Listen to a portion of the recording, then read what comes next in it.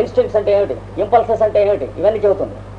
కానీ వాటితో ఏం చేయాలి అనేటువంటిది ఒక్క పేజీ కాదు, ఒక సెంటెన్స్ కూడా మనకు లేదు ప్రపంచంలో ఈ రోజు వరకు కూడా. So very soon it will be a science which will be out of date. 21వ శతాబ్దంలో నవ్వుతారు, 20వ శతాబ్దంలో పిచ్చిముండ కొడుకులు ఇలాంటి సైన్స్ చదువుకునే వాళ్ళ అని ఏతాలు చేస్తారు. మనం ఇప్పుడు మనం కొన్న సైకాలజీ పుస్తకాలు చూసి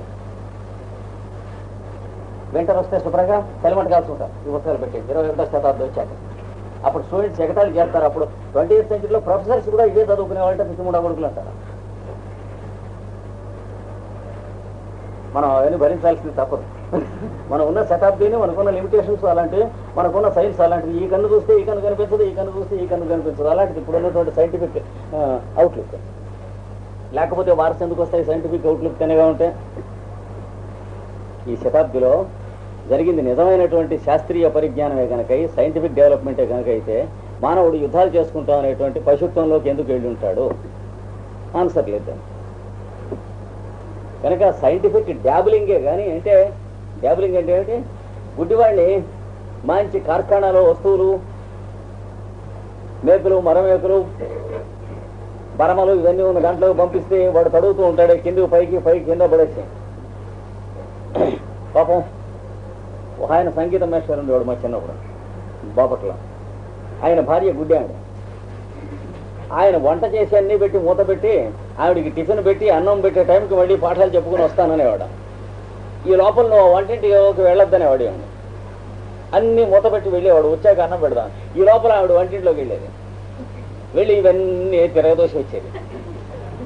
ఏదో చేద్దామని అనిపించేది.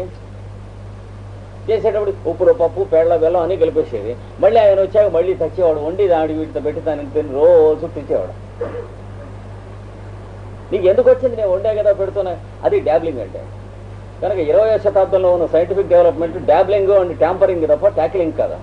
ట్యాకిలింగ్ అయితే యుద్ధాలు వచ్చి ఉండేవి కావు, ఇప్పుడు కూడా వార్ థ్రెటనింగ్ ఉండేది కాదు. అంటే we are not going in the right direction in the science. సైన్స్లో అందినటువంటి పుచ్చుకుని వేళ్లాడుతున్నాం తప్ప దీన్ని ఎలా వాడుకోవాలి అని తెలిసినటువంటి సైంటిఫిక్ యాటిట్యూడ్ ఉన్నటువంటి సెంచరీ కాదు మనది. సైంటిఫిక్ యాటిట్యూడ్ ఉంటే వారు రాదు. మరి అంటే డైరెక్ట్ ప్రూఫ్ అది, ఎవడు కాదంటాను వీళ్ళు. ఇప్పుడు వస్తుంది కనుక వెస్ట్లో వారక్కర్లేదనేటువంటి ఒక పెద్ద మూమెంట్ చాలా నేషన్స్లో బయలుదేరి అభివృద్ధి చెందుతుంది. ఆర్మీస్ మొదలైనటువంటి వాళ్ళు కూడా వాలంటరీగా మాకు జీతం కూడా అక్కర్లేదని రిటైర్ అయిపోయి వచ్చి బైబిల్, భగవద్గీత మొదలైనవి చదువుకుని వారక్కర్లేదనే స్లోగన్స్ చేస్తున్నటువంటి వాళ్ళు కొన్ని లక్షల మంది యూరోపియన్ కంట్రీస్లో తయారయ్యారు. ప్రతి సంవత్సరం పెడుతున్నాం, చూస్తున్నాం.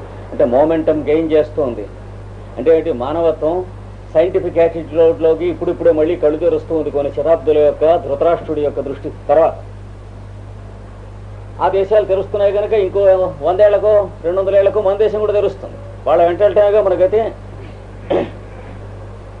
అదట ఉంది. ఇప్పుడు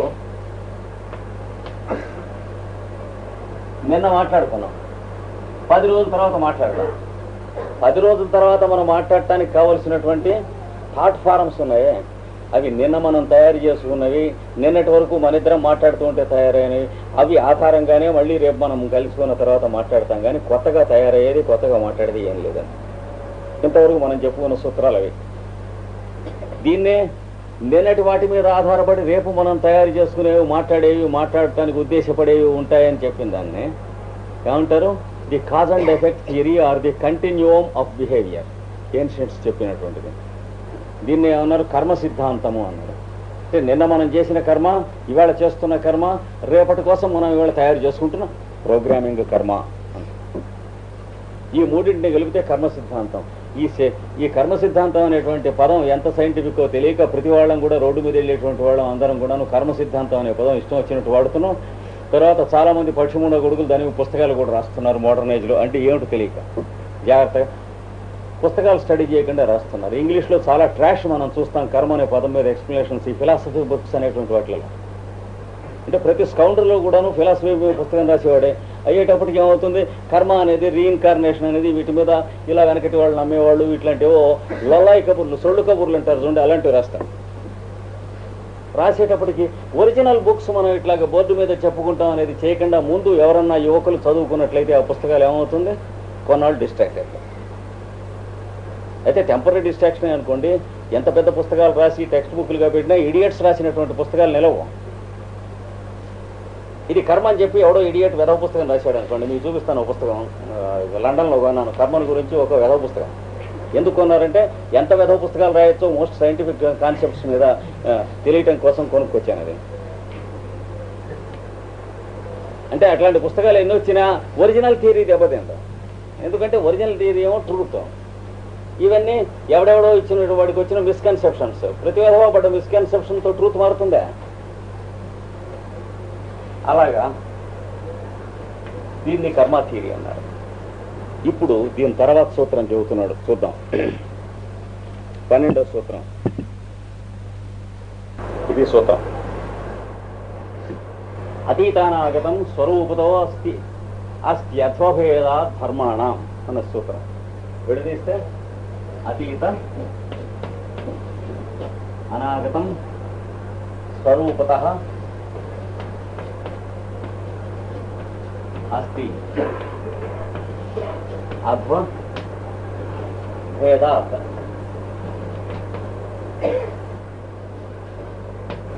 ధర్మాణం అలా విడదీసుకోవాలి. అతీతానాగతం స్వరూపతః అస్తి అధ్వభేదాత్ ధర్మాణం. అతీతము అనాగతము. అతీతం అంటే జరిగిపోయింది, అనాగతం అంటే జరగబోయేది. అంటే పాస్ట్ను ఫ్యూచరు. భూతకాలం జరిగిపోయినవే, జరగబోయేది అనేవి ఉన్నాయా? ఈ రెంటికి మధ్య ముడిపెడుతున్నటువంటి తాడు మన మనస్సు కదా. ఈ మనస్సు అనేటువంటి తాడుకి ఫ్యూచరు పాస్ట్ అనేటువంటివి ఉన్నాయి. కానీ అసలు ఉన్నాయా అంటే వీడు చెబుతున్నాడు ఇక్కడ. అతీత అనాగతం స్వరూపతః అస్తి.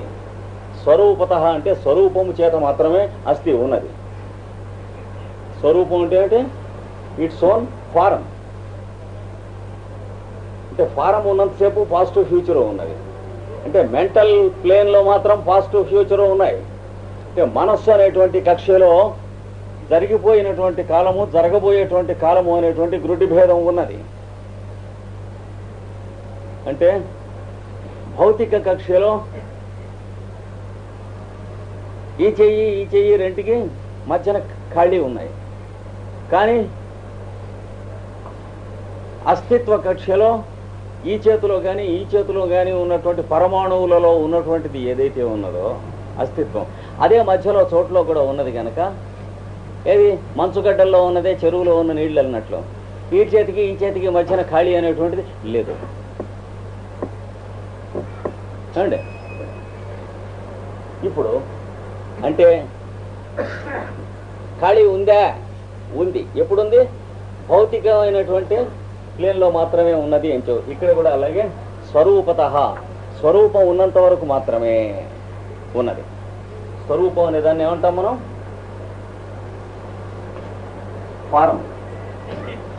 ఫారమ్స్ ఉన్నంత వరకు కూడాను వాటికి సంబంధించినటువంటి మనస్సుకు ఉన్నటువంటి కక్ష వరకు భూతకాలము భవిష్యత్ కాలం అనేది ఉన్నది. జరిగిపోయినవి జరగబోయేవి అనేవి ఉన్నాయి. మధ్యన మనం ఉన్నాం. దీన్నే ఏమని అంటాం మనం? రియాలిటీ అంటే వాస్తవములు.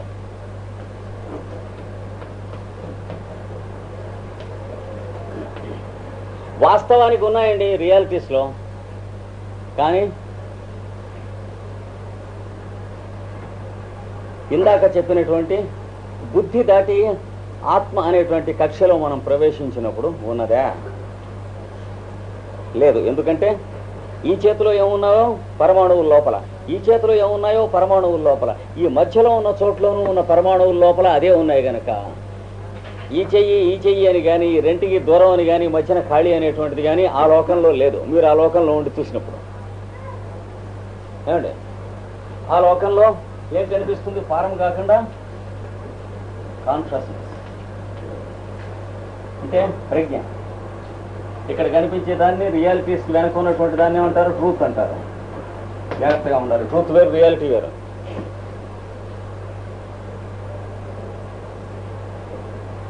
రియాలిటీ ఈజ్ ఎగ్జిస్టెన్స్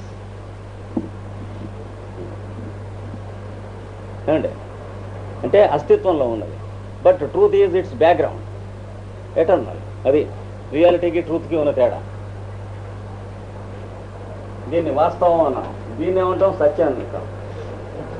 అంటే వాస్తవానికి జరిగిపోయిన కాలం, జరగబోయే కాలం ఉన్నాయి, కానీ సత్యానికి జరగబోయే కాలం, జరగబోయే కాలం లేవు.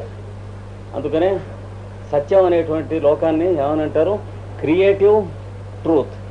అంటే సత్యలోకము లేక బ్రహ్మలోకము, సృష్టికర్త యొక్క లోకం అంటారు. Creative plane of existence. దాంట్లో ఈ జగత్తులన్నీ పుట్టి ఒక మాట మళ్ళీ చోట్లోకి మాయమైపోయిన తర్వాత కూడా పుట్టినాయి, మాయమైనాయి అనేటువంటి రెండు రిజిస్టర్ అయి ఉంటాయి కనుక పుట్టుట, మాయం అవుట అనేటువంటి రెండు మాటలు ఉండవు. అందులో ఎటర్నల్గా ఉంటుంది. ఏమండి, ఇప్పుడు వేసవి కాలం వస్తుంది, కొంచెం టైం పోతే బాగా వేసవి కాలం. అది అయిన తర్వాత వేసవి కాలం అయిన తర్వాత వర్షాకాలం, వర్షాకాలం అయిన తర్వాత చలికాలం, ఇలా వస్తుంది కదా. కానీ ఈ మొత్తం సంవత్సరం మొత్తాన్ని చూడగలిగినటువంటి వాడికి 3 కాలాలు ఉంటాయి, ఒకదాని తర్వాత ఒకటి ఉండవు. సంవత్సరం అంటే ఏమిటో తెలిసిన వాడికి,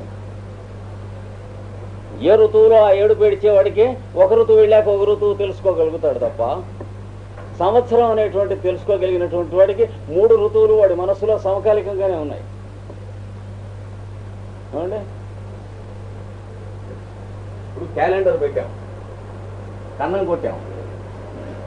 కన్నం కొడితే 15వ తారీఖు వేళ, ఇది పీకేస్తే 31 తారీఖులు వెనక సమకాలికంగానే ఉన్నాయి రీల్ మీద. కనుక ఇది పెట్టుకుని మనం ఉపయోగించుకుని చూసుకునే లోకం ఒకటిని క్యాలెండర్ని, అంటే తేదీలు ఎరుగున్నటువంటి లోకం. అది కాకుండా క్యాలెండర్ అచ్చేసేటువంటి వాడు, తయారు చేసేటువంటి వాడు ఉన్న లోకం ఒకటిని, అంటే అతీతమైన లోకం. కనుక క్యాలెండర్ ఉన్న లోకం అయిపోయింది, క్యాలెండర్ అచ్చేసేవాడు లోకం ఎక్కింది. ఆ లోకానికి భూత భవిష్యత్తులు 2 ఉన్నాయి, ఈ లోకానికి భూత భవిష్యత్తులు లేవు. ఉన్నది ఒకటే మహాకాలము, అదే నీవు. అంతే. ఇది ముందు ఎక్స్ప్లెయిన్ చేశాడు. అంటే కొంచెం బాగా మనం రిపీటెడ్గా భావన చేసుకోవాలి. ఇది అండర్స్టాండ్ అవటం కోసం కాదు, ఏం జరగటం కోసం, ఎస్టిమ్యులేట్ అవటం కోసం. అంచేత టైం పడుతుంది. అంటే ఇవి సత్యం తప్ప వాస్తవాలు కాదు. వాస్తవాలు నేర్చుకుంటూ ఉంటే అర్థం అవటం అంటూ ఉంటుంది. ఇందులో అర్థం అవటం కాదు, అవి మనం అవటం. ఇనుము అయస్కాంతం అవటం అంటే ఇనప మొక్కకి అయస్కాంతం అర్థం అవటం కాదు, ఆ మార్పు మనలో రావాలి. అది వస్తే ఇవి బాగా బోధపడతాయి, బోధపడ్డవి స్థిరంగా ఉంటాయి. చూసారా? కనుక అతీత అనాగతం. ఇంకొక ఉదాహరణ తీసుకున్నాం. ప్లాస్టర్ ఆఫ్ ప్యారిస్ అంటే బంకమన్ను, చాలా మెత్తటి మేగడ వంటి బంకమన్ను ఉన్నది. ఆ బంకమన్ను మీద విష్ణుమూర్తి ముద్ర వేశారు. అది బిగిసింది, తీస్తే విష్ణుమూర్తి ముద్ర ఉంది కదా. అది రియాలిటీ. అది మళ్ళీ బంకమన్ను కరిగించి మళ్ళీ బంకమన్ను మీద యేసుక్రీస్తు ముద్ర వేశాడు ఇంకో క్రైస్తవుడు.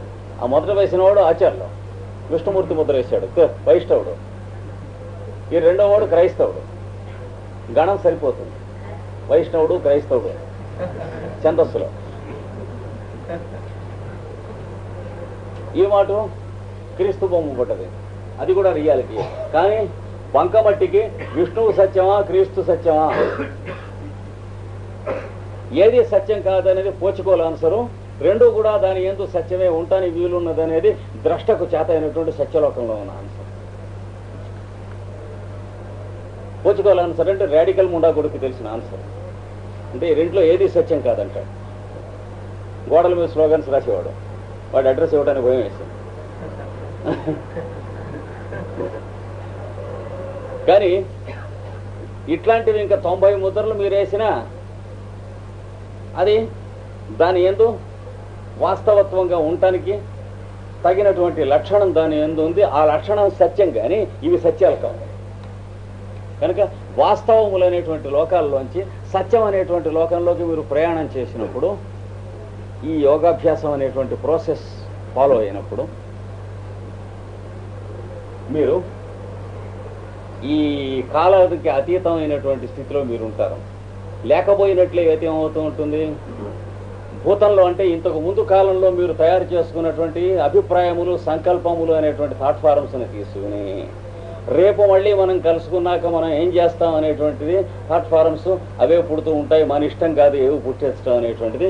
మనం ఇలాగే ప్రవర్తిస్తాం అనేది కుక్కని కట్టేసి ప్రవర్తింపజేసినట్టు మనం కూడా కుక్కల్లే మన పరిస్థితుల చేత మన స్వభావం అనేటువంటి యజమాని చేతిలో కుక్కలాగా మనం బిహేవ్ చేస్తాం. ఆ యజమాని చెప్పగలడు మనం ఎలా బిహేవ్ చేస్తాం. నాకు కోపం వస్తే నేను ఏం చేస్తానో చెప్పలేడు సైకాలజిస్టు, చెప్పగలడు. కోపం రానివాడిని, కోపం వచ్చిన వాడిని చూసి వీడు ఎలా ప్రవర్తిస్తాడో ఓ షాప్ పెట్టుకున్నవాడు చెప్పలేడు, 3 నిమిషాల్లో చూస్తాడు. ఎవడికి ఎంత బేరం చెప్పాలో తెలుసు షాప్ పెట్టుకున్నవాడికి. మీకు 150 రూపాయలు చెబుతాడు, నాకు 180 రూపాయలు చెబుతాడు. ఎందుకంటే నేను 140 రూపాయలకి అడుగుతాను కనుక వాడు మొహం చూసి గ్రహిస్తాడు. మీరు వాడు చెప్పినట్టు కొనుక్కెడతారు కనుక మీకు 150 రూపాయలు చెప్పాడు. నేను 140 రూపాయలకి అడుగుతాను కనుక 180 రూపాయలు చెప్పాడు. అది అంతకు ముందే అక్కర్లేకుండా మొహం చూసి కనిపెడతాడు వాడు. ఏది యూనివర్సిటీల్లో కామర్స్ చదువుకున్నవాడు కాదు, కొట్టు పెట్టుకున్నవాడు. యూనివర్సిటీస్లో కామర్స్ చదువుకున్నవాడికి ఉన్న కామన్ సెన్స్ కూడా పోతుంది. ఎందుకంటే ఫస్ట్ క్లాస్ ఎట్లా వస్తుందో థర్డ్ క్లాస్ రాకుండా పోతుందేమో అని భయంతో వస్తూ ఉంటాడు. ఉన్న కామన్ సెన్స్ కాస్త పోయే స్టన్నింగ్ ఎఫెక్ట్ వస్తుంది. ఇక్కడ అది కాదు మనకు కావాల్సింది. వీడికి కొత్తగా కొట్టు పెట్టుకున్న బాగా అనుభవం కలిగినటువంటి వాడు మొహం చూసి ఎలా అయితే గ్రహిస్తాడో, అలాగే మనం ఇప్పుడున్నటువంటి మనకున్న సంస్కారాలతో రేపు ఫలానాయంతో కలుసుకుంటే మాట్లాడితే ఏం చేస్తామో లోక వ్యవహారం గలవాడు చెప్తాడు. వాడిని కూడా టాక్స్లో బిజినెస్లో పెడదామంటే ఫెయిల్ అవుతాయని చెబుతాడు. మనం కాదండి పెడతాం, పెట్టాక ఫెయిల్ అవుతాయి. వాడికి ఎలా తెలిసింది ముందు అంటే మనం ఇవాటి వరకు ఎలా ప్రవర్తించామో చూసుకుని రేపు ఎలా ప్రవర్తిస్తామో చెప్పగలిగాడు. అంటే ఏమిటి, మన స్వభావం చేతిలో కుక్కగా మనం ప్రవర్తిస్తున్నాం కానీ మనిషిగా ప్రవర్తించలేకపోతున్నాం. అంటే we are dogs in the hands of our basic nature. మన సైకాలజీ పనిచేయదు, మన మెరిట్ పనిచేయదు, మన ఇంటెలిజెన్స్ పనిచేయదు, మన జీనియస్ పనిచేయదు. మనకు ఇంగ్లీష్ వచ్చినా లాభం లేదు, మనకి డిగ్రీ ఉన్నా పోస్ట్ గ్రాడ్యుయేట్ డిగ్రీ ఉన్నా లాభం లేదు. పోస్ట్ మన టోపా కట్టించలేదు కావాలంటే. ఏమైంది, మన నేచర్ చేతిలో మనం కుక్కల వలె బతుకుతున్నాం కానీ మన చేతిలో మన నేచర్ లేదు. చాలా చిక్కొచ్చింది ఇక్కడ. అందుకని ఏమంటున్నాడు, నేచర్ చేతిలో కుక్కల్ని బతికేటువంటి వాడికి భూతకాలం భవిష్యత్ కాలం 2 ఉన్నాయి, మధ్యం తను ఉన్నాడు. అందుకని భూతకాలంలో ఎలా ప్రవర్తించాడో, వాడి తల్లిదండ్రులు వాడిని ఎలా పెంచారో, వాడు స్నేహితులతో ఎలా తిరిగాడో, వాడు ఎలా మాట్లాడాడో, ఏ పని చేశాడో, అప్పులు ఎలా చేశాడో, ఆ అప్పులను చూసి ఎలా భయపడ్డాడో, తప్పించుకుంటానికి ఎలా ప్రయత్నం చేశాడో, ఇవన్నీ వాడి మీద అనుభవాలుగా పనిచేసి ఇప్పుడు మాట్లాడుతున్నటువంటి మాట దానికి ఫలితంగా వస్తుంది కానీ వాడి ఇష్టం కాదు. చూసారా, వీడికి అలా కాదు, అవన్నీ ఉండవు, తుడుచుకుపోతాయి కనుక. అంటే మనస్సు అనేటువంటి లోకంలో ఉండకుండా ఆత్మ అనేటువంటి లోకంలో ఉన్నటువంటి వాడికి పుట్టి ప్లాస్టర్ ఆఫ్ ప్యారిస్ ఉంటుంది కానీ దాని మీద ముద్ర వేసినటువంటి బొమ్మలు నెత్తినెట్టుకుని మోయడు ఇడియట్ వెళ్ళి. బొమ్మ పెట్టుకుని మోయటం ఎందుకంటే దిక్కుమాలింది. ఇప్పుడు మెడ్రాస్లో ప్లాస్టర్ ఆఫ్ ప్యారిస్ ఉందనుకోండి, బొమ్మ వేసేది బంకం అంటే ఈ ఊళ్ళోనూ ఉంది అనుకోండి, ఈ ఊళ్ళో కొని దాని మీద బొమ్మలు వేసి ఎండబెట్టి అవన్నీ మెడ్రాస్ తీసుకుని వెళ్ళి అమ్ముదామని ప్రయత్నం చేసిన వాడు ఇడియటా తెలియని వాడా? బొమ్మలు వేయగలిగితే వీడు మెడ్రాస్ వెళ్ళి అక్కడ వేయకూడదు, ఇక్కడి నుంచి మోసుకెళ్ళటం ఎందుకు? వాడు ఎంత ఇడియట్టో ఈ మొట్టమొదటి ఎగ్జాంపుల్ చెప్పుకున్నటువంటి వాళ్ళం అంత ఇడియట్స్. అంటే భూతము భవిష్యత్తు మన మీద పనిచేస్తూ ఉంటాయి, ఏమి చేయలేము, దాని మీద దెబ్బతినేసి దానికి ప్రకారమే బిహేవ్, అంటే మన స్వభావాన్ని బట్టి మనం బిహేవ్ చేస్తూ ఉంటాం తప్ప మనకి వచ్చినటువంటి జ్ఞానం కానీ మనం చదువుకున్న చదువు కానీ మన పాండిత్యం కానీ దమ్మిడీకి మనకి పనికిరావుండో. అది వీడు ఆత్మ అనే వెలుగులో ఉంటాడు. అంటే ప్లాస్టర్ ఆఫ్ ప్యారిస్ వాడికి ముఖ్యంగానే బొమ్మలు వాటి మీద ముద్రించి ఎండిపోయినటువంటివి అవి అచ్చులు మోసుకెడదాం అనేటువంటి వాడు కాదు. అంటే థాట్ ఫారమ్స్ కరిగిపోయినాయి వాడికి, దానికి కావలసిన సైన్స్ పట్టాడు వాడు. అది ఉన్నప్పుడు వాడు సత్యలోకంలోకి వస్తాడు. అప్పుడు వాడికి భూతకాలం భవిష్యత్ కాలం ఉండవు. నిన్న మాట్లాడినా అప్పుడు పరిస్థితిని బట్టి ఎదుటివాడికి ఏం కావాలో వాడి స్వభావాన్ని బట్టి వీడు మాట్లాడతాడు. ఈవేళ మాట్లాడినా వాడి స్వభావాన్ని బట్టే వీడు మాట్లాడతాడు, కానీ వీడి స్వభావం అంటూ ఉండదు మాట్లాడటానికి. అదే మనం చూస్తే మహాభారతంలో శ్రీకృష్ణుడు యొక్క క్యారెక్టర్. మహాభారతంలో శ్రీకృష్ణుడు ఒకరితో మాట్లాడినట్టు ఒకరితో మాట్లాడలేదు, ఒక మాట మాట్లాడినట్టు ఒక మాట మాట్లాడలేదు. ఏమిటి జరిగింది? దొంగముండ కొడుకేమో అనుమానం వస్తుంది, అంతే కదా. కానీ జాగ్రత్తగా పుస్తకం చదువుకుంటాం అనే ఆర్ట్ మనకి తెలిస్తే ఏమని వస్తుందంటే, అద్దం లాంటి వాడు, పర్సనాలిటీ లేదు వాడికి. పర్సనాలిటీ లేదంటే ఇంకా ఫారం కానటువంటి వాడు ఉంటాడు. అలా కాకుండా కోడిగుడ్డుకి షెల్ బద్దలైనట్టుగా పర్సనాలిటీ బద్దలైపోయిన వాడు ఉంటాడు. ఈ రెండవ కేటగిరీకి చెందిన వాళ్ళలో ఆ చిట్ట చివరి హయ్యెస్ట్ నుంచి ఉన్నవాడు శ్రీకృష్ణుడు. అందుకని ఎదుటివాడు వచ్చి ఏం మాట్లాడుతున్నాడో వాడి స్వభావాన్ని బట్టి, వాడి ఆశలను బట్టి, వాడి ఆశయాలను బట్టి, వాడి ఆదర్శాలను బట్టి వీడి సమాధానం ఉంటుంది, కానీ తనదంటూ ఏం సమాధానం లేదు. ధృతరాష్ట్రుడితో మాట్లాడుతున్నప్పుడు ధృతరాష్ట్రుడే తయారు చేసుకుంటాడు శ్రీకృష్ణుడు బుర్రకాయలోంచి తనకు కావలసిన సమాధానం. దుర్యోధనుడు మాట్లాడుతున్నప్పుడు దుర్యోధనుడే సమాధానం తెచ్చుకుంటాడు. ధర్మరాజు మాట్లాడుతున్నప్పుడు ధర్మరాజే సమాధానం తెచ్చుకున్నాడు. అర్జునుడు మాట్లాడినప్పుడు అర్జునుడే సమాధానం తెచ్చుకున్నాడు. వాళ్ళే వాళ్ళ స్వభావం చేత సమాధానాన్ని తెచ్చుకుంటారు. కానీ ఎలా అయితే ప్లాస్టర్ ఆఫ్ ప్యారిస్ అక్కడ ఉండగా ఎవడు వాడి ఆర్ట్ ప్రకారం మంచి బొమ్మ, ఎడిసినట్టున్న బొమ్మ వాడే తయారు చేసుకుంటాడల్లే ఉంటుంది. బొమ్మ బాగుండలేదంటే ప్లాస్టర్ ఆఫ్ ప్యారిస్ మంచిది కాదంటానే వీల్లేదు కదా. మంచి ప్లాస్టర్ ఆఫ్ ప్యారిస్ అందరికీ ఇచ్చాం, వాడు ఆర్టిస్ట్ వెధం అనుకోండి, వాడు బొమ్మ వేస్తే అడుగున పేరు రాయాలి ఎవరు బొమ్మ వేశాడు. ఏమిటిదంటే ఇంప్రెషనిస్టిక్ ఆర్ట్ మోస్ట్ మోడర్న్ అంటాడు, అది వేరే. రియలిస్టిక్ మామూలుగా ట్రెడిషనల్ ఆర్టు, ప్రాక్టికల్ ఆర్టు చేతనైనటువంటి వాడికి తర్వాత ఏది ఇంప్రెషనిస్టిక్ ఆర్ట్ అయింది. ఇది చేతకాక దబాయించేటువంటి ప్రతి విధ ఇంప్రెషనిస్టిక్ ఆర్ట్ అంటే ఎట్లాగా ఏమండి. ఇప్పుడు ఇక్కడ ఏమంటున్నదంటే అతీతము అనాగతము అంటే జరిగిపోయిన కాలము, జరగబోయేటువంటి కాలము స్వరూపత అస్తి అంటే స్వరూపము చేత ఉన్నాయండి. అంటే స్వరూపం చేత మాత్రమే ఉన్నాయి, స్వరూపాలు కరగినటువంటి లోకంలో లేవు అని చెబుతున్నాడు. అస్తి తర్వాత అధ్వభేదాత్. అధ్వం అంటే ఏమిటి? దారి వేరగుట వలన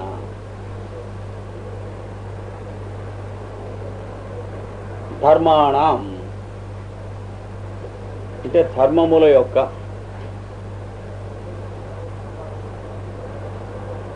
అంటే స్వరూపము కూడా వేరగును అని మనం సప్లై చేసుకోవాలి. ధర్మముల యొక్క స్వరూపము కూడా వేరగును అన్నారు. అంటే అధ్వభేదాత్ అంటే మార్గము భేదించటం వలన. ఇక్కడేమో జరిగిపోయిన కాలం ఉంటుంది మనస్సులో, ఇక్కడ మనం ఉన్న వర్తమాన కాలం, ఇక్కడ రాబోయేటువంటి కాలం ఉంటుంది మనస్సులో. ఈ రెండును మనస్సులోనేనా ఇంకెక్కడన్నా ఉన్నాయా? జరిగిపోయిన కాలం. ఇప్పుడు 1వ తారీఖున మీరు నన్ను లెంపకాయ కొట్టారండి,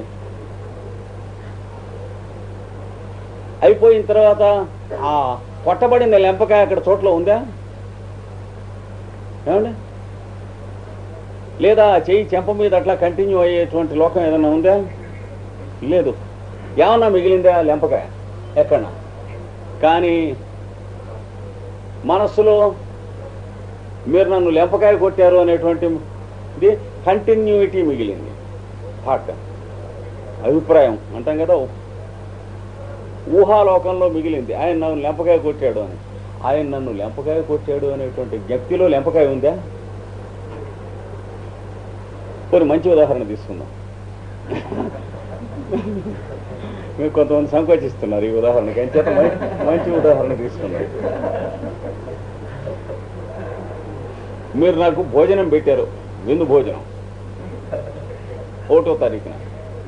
అందులో అదేదో హల్వా చేశారు, మిగతా అన్ని అట్టబట్టి మొదటి చివరి దాకా అదే తిన్నాను. తర్వాత ఈవేళ 15వ తారీఖు.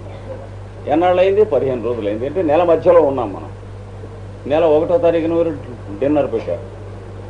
ఈవేళ మళ్ళీ మీ గురించి నేను మాట్లాడుతూ ఆ హల్వా అండి, ఆ డిన్నర్ అండి అంటాం. ఉన్నదా?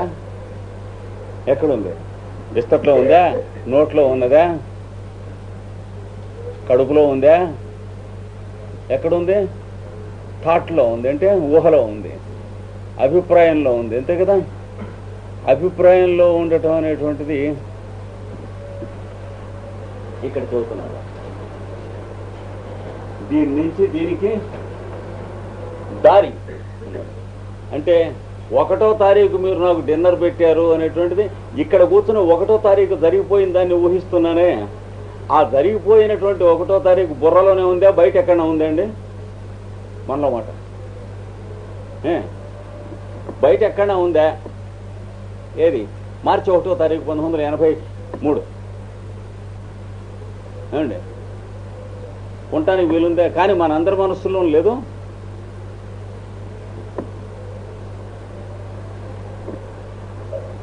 ఇప్పుడు నా మనస్సులోకి ఆ జరిగిన సన్నివేశానికి దారి ఏది? నా ఊహయే దారి, ఇంకొకటి లేదు. ఏది? మార్చి 1వ తారీఖున మీరు పెట్టిన డిన్నర్ అండి అని నేను అనాలంటే ఏమిటి దారి? నా మనస్సులో ఉన్న ఊహే కానీ ఇంకేం లేదు. ఆ డిన్నర్కి, ఇప్పుడున్న నా శరీరానికి కానీ, నా మనస్సుకు కానీ, నా నాలికకు కానీ, నా కడుపులో జీర్ణకోశానికి కానీ ఆ డిన్నర్తో యద్విధమైన సంబంధము లేదు కదా. అంతేనా? అంచేత ఈ మనస్సుతో మనం దారి చేసుకుంటున్నాం భూతం నుంచి భవిష్యత్తుకి. దారి చేసుకుంటంతో ఈ దారి ఒక తాడు కట్టినట్టుగా పేనుకోవాలి. తాడు పేనుకోవాలంటే ఏదో జనపనారో లేకపోతే పత్తో ఏదో తెచ్చి పేనుకోవాలి. ఇక్కడ అలా వీల్లేదు. మన ఊహలనేటువంటి తాడు పేనుకోవాలి. సాలెపురుగు ఏం చేస్తుంది? తనలోంచే దారం తీసి అక్కడ అంటించి దాంతో ఇల్లు కట్టుకుంటుంది. ఏమండి? As for the architectonics it is wonderful అన్నాడు జోనథన్ స్విఫ్ట్ గారు. స్పైడర్ అంటే వీలో చాలా బ్రహ్మాండంగా కట్టుకుంటుంది, నోట్లోంచి తీసి కట్టుకుంటుంది. ఇల్లంతా కట్టింది. కట్టిన తర్వాత ఇల్లు తనకంటే వెలుపలనే ఉన్నది, కానీ ఇల్లు ఎందులోంచి వచ్చింది? తన లోపల నుంచి వచ్చింది. అది మనవాళ్ళు ఊర్ణనాభ న్యాయం సృష్టికర్తకు బ్రహ్మదేవుడికి చెప్పేది. అంటే సాలెపురుగు example creator and the created అనేటువంటి వరల్డ్కి ఎందుకు ఇస్తారు పెద్దవాళ్ళు అంటే, సృష్టింపక మునుపు అది లేదు, సృష్టించే సంకల్పంలో తనలోనే ఉంది. ఆ సంకల్పంలోంచి బయటికి తీయటంలో తనలోంచి బయటికి వస్తుంది. బయటికి వచ్చాక సృష్టి తాను కాకుండా తనకంటే వేరుగా ఉంటుంది. ఆబ్జెక్టివిటీ అనేటువంటి ఒక మిస్టరీని ఎక్స్ప్లెయిన్ చేయడం కోసం అని చెప్పి సాలెపురుగును మన వాళ్ళు ఉదాహరణగా తీసుకున్నారు. ఊర్ణనాభ న్యాయం అంటారు. ఊర్ణనాభం అంటే సాలెపురుగు. ఊర్ణనాభ న్యాయం అంటే the analogy of the cobweb of spider. అంటే సాలెపురుగు యొక్క సాలెగూడు యొక్క సామ్యము ద్వారా మనకు ఒక రహస్యాన్ని మనస్సుకి తెలియజేయుట అన్నది. ఇక్కడ ఆ ఉదాహరణ తీసుకున్నాం. మన మనస్సులో పేనుకునేటువంటి తాడు దేంతో పేనుకుంటున్నాం? సాలెపురుగు దాని నోట్లోంచి వచ్చే దారం దేంతో పేనుకుంటూ ఉందో, ఇంకా దాని నోట్లోంచి వచ్చే దారంలో భౌతికమైన దారం వస్తుంది, భౌతికమైన చొంగలోంచి వస్తుందా లేదా? కానీ మన మనస్సులో 1వ తారీఖున మీరు మాకు చేసిన డిన్నర్ని నేను పేనుకుంటానికి చేసినటువంటి తాడు దేంతో పేనుకున్నాం? అభిప్రాయములు అనేటువంటి దారములతో తాడు పేనుకున్నాం, ఇంకేం లేదు. ఆ పేనుకున్నటువంటి తాడుని దారిగా 1వ తారీఖు నుంచి ఈ రోజు వరకు అలా మెయింటైన్ చేసుకుంటూ వచ్చాను. 1వ తారీఖు నుంచి ఈ రోజు వరకు ఎన్ని జ్ఞాపకం ఉండవలసిన సన్నివేశములు జరిగినాయో అన్నీ తాడు మీద నాకు నిలబడి ఉంటాయి. బుర్రలో ఉంటాయా ఉండవా? చిన్నప్పుడు బుద్ధి తెలిసినప్పటి నుంచి ఇప్పటి వరకు ఉన్నవి ఏవేవి గుర్తుండాలో ఆ తాడు మీద మనకు ఉన్నాయా లేదండి? ప్రతి వాళ్ళకి ఎవడి తాడు వాడికి ఉంది. ఎవడు తెంపుకున్నామన్నా తెగదు. ఏది? The string of memories. అది అలాంటిది దారి చేసుకుంటుంది. ఈ తాడు తాను తయారు చేసుకోవాలంటే దేంతో చేసుకోవాలి? తన మనస్సుతోనే చేసుకోవాలి. తన మనస్సు దేంతో చేయబడి ఉంది? అంతకు ముందు ఉన్నటువంటి తాను ఏర్పాటు చేసుకున్న అభిప్రాయములు అనేటువంటి నారపీచు రేణువులతో కూడి ఉంది. అవి ఏ వాసన వేస్తూ ఉంటే ఇప్పుడు మనం తయారు చేసుకున్న తాడు అదే వాసన వేస్తూ ఉంటుంది. ఏమండి, ఇప్పుడు మనం తయారు చేసుకున్నటువంటి తాడు ఏ వాసన వేస్తూ ఉంటే అప్పటి నుంచి ఇప్పటి వరకు మనకున్న జ్ఞాపకాలన్నీ కూడా అదే వాసన ఇస్తూ ఉంటాయి. అలాగే రేపటి కోసం మనం వేసుకున్న ప్లాను ప్రోగ్రామింగ్ కూడా అదే వాసన ఇస్తూ ఉంటాయి. 20వ తారీఖు విజయవాడలో గురు పూజలు ఉన్నాయండి, నేను పెడుతున్నాను అంటాను. ఈవేళ నాకు తెలుసునా నేను పెడుతున్నాను, కానీ ఏం చేస్తున్నాం? దేనితో అయితే ఈ దారాలు అల్లుకుంటున్నామో అలాంటిది మనం కిందటి జన్మల నుంచి ఈ జన్మలో వరకు, ఈ రోజు వరకు, ఈ క్షణం వరకు తయారు చేసుకుంటూ వస్తున్నటువంటి నార పీచు. ఆ పీచు నా వాసన వేస్తూ ఉంటుంది కానీ ఇంకొక వాసన వేయదు. అంటే ఏ ఇద్దరు కూడా ఒకే రకమైనటువంటి నార పీచు దారం అల్లుకునేది కాదు.